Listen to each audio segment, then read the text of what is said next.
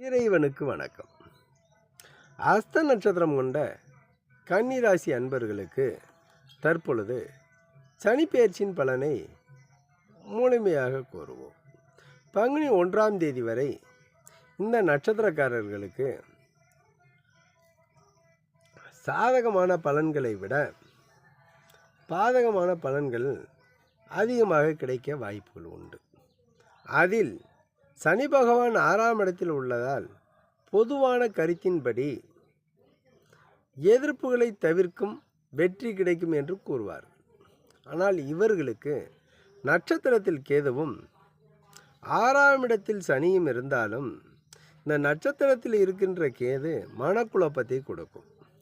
சிலர் மன நோயாளராகவே மாறுவதற்கான வாய்ப்புகள் உண்டு. அப்படி மாறாவிடில் அடிக்கடி நோய்வாய்ப்பட்டவர்களுக்கு மனநிலைகள் பாதிக்க